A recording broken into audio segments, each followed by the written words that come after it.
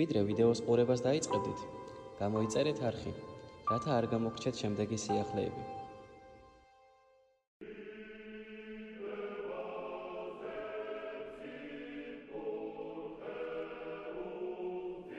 თამარი მხოლოდ 12 წლის იყო, როდესაც მამამ მეფედ გამოაცხადა. ამას თავისი მიზეზი ჰქონდა. გიორგი მესამეს ვაჟი არ ჰყავდა და ეშინოდა, რომ მისი სიკვდილის შემდეგ მოშურნეები თამარს სამეფო ტახტს წაართმევდნენ. როდესაც გოგონა 18 წლის შესრულდა, მეფე გიორგი გარდაიცვალა და თამარი უკვე სრულუფლებიანი მეფე გახდა. თამარი თავისი გონიერებითა და სიმამაცით არა მხოლოდ მეფედ, არამედ მთავარსარდლათაც აღიარეს დიდებულებმა. დედოფალი ძალიან კეთილი იყო.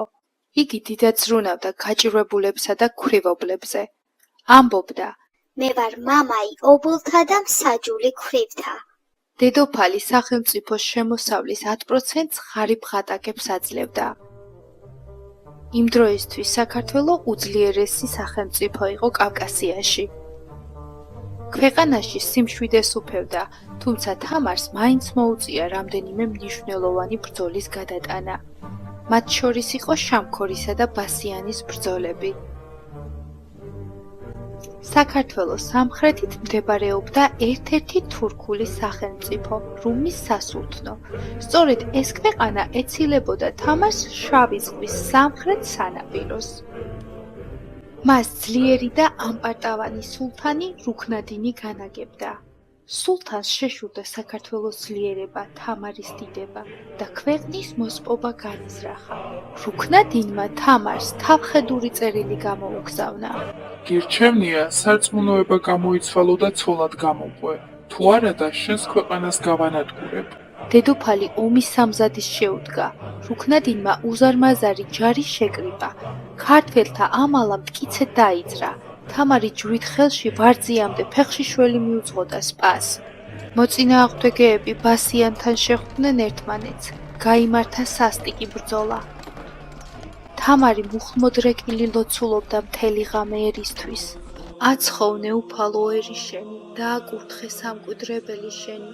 ძლევა ჯვარითა ბარბაროსთა ზედა ღვთივდაცულსა ერთსა შენსა მოანიჭე და საფარველზე ქვეშ შემისა დაიცევ, რათა ვიტყოდეთ, უფალო დიდება შენდა. ქართველებმა დედოფლის მეუღლის დავით სოსლანის წინამძღოლობით ბრწყინვალე გამარჯვება მოიპოვეს.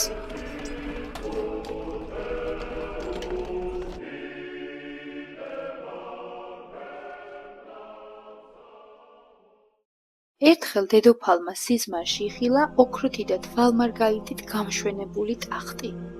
თამარმა იფიქრა, რადგან მეფე იყო, ის მას ეკუთვნოდა და მისკენ გაეშურა, მაგრამ მას წინ ანგელოზი გადაუდგა და უთხრა: შენი არ არის ეს ტახტი. მას ვინ არის ჩემზე უპირატესი? ეს ტახტი შენს მოახლეს ეკუთვნის.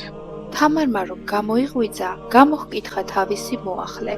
თურმე მას 12 მღვდლისთვის სიკეთე უქმნია, თავისი ხელით 60 შეუკერია მათთვის. არ დააყოვნა დედოფალმა და თვითონაც დაიწყო სასულიერო პირებისთვის 60-ის მოქსოვა.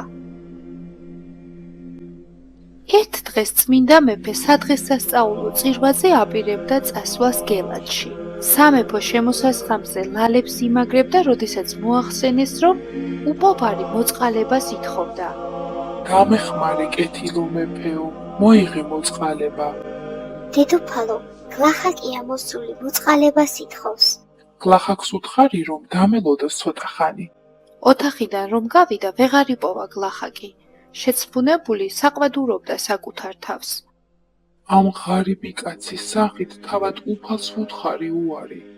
ამიტომაც დედოფალმა მოიხსნა სამეფო შესაკრავი და ხახულის ყოვლადწმინდა ღვთისმშობლის ხატს შესწირა.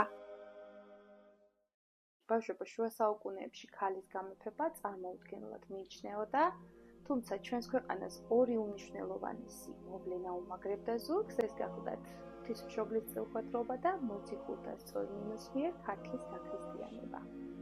შესაბამისად, მეფე გიორგი მესამემ თავის სიცოცხლეშივე გაამეფა 12 წლის თამარი. გამუდმებულმა მარხვამ, მონასტრის ქვის სარეცელზე წოლამ და ფეხში შველა ლიტანიობამ ჯანმრთელობის მდგომარეობა შეუღია ქართველთა მეფეს. მან გარდაცვალების წინ მაცხოვრის ცხოს ყოფილ ჯვარში ავედრა სულიად საქართველო. დღემდე საიდუმლოებებითაა მოცული თამარ მეფის საფლავის ადგილსამყოფელი, ბევრი ისტორიკოსი მიიჩნევს, რომ ის გელათშია დაკრძალული, ბევრიც ვარაუდობს, რომ მისი საფლავი გახლავთ იერუსალიმის ჯვრის მონასტერში. თამარის მეფობის პერიოდში არაერთი ეკლესია მონასტერი აშენდა. მის სახელს უკავშირდება კლდეში ნაკვეთი ქალაქი და სამონასტრო კომპლექსი ბარძია. სწორედ ახლა გიჩვენებთ, თუ საიდან წარმოიშვა მისი სახელწოდება, დაგემშვიდობებით დროებით. მეფე გიორგი მესამე ვარძიის მიმდებარედ სანადიროდ გასულიყო თავის ამალასთან ერთად. პატარა თამარიც თან ახლდა. მეფე და თავისი სპა ნადირობით გაერთნენ და ბავშვი სულ გადაავიწყდა. თამარი ერთ-ერთ გამოქვაბულში შევიდა, იქედან მეორეში, მერე უფრო შორს და დაიკარგა. ამასობაში მეფეს გაახსენდა და შეშინებულმა ამალითოდ დაუწყო მას ძებნა. თამარ, სადა ხარ? როდესაც ახლოდან შემოესმა ერთ-ერთი ჯარისკაცის ხმა, გახარებულმა ბავშვმა შესძახა. აქ ვარ ძია. სწორედ ამის შემდეგ დაერქვა იქაურობას ვარძია.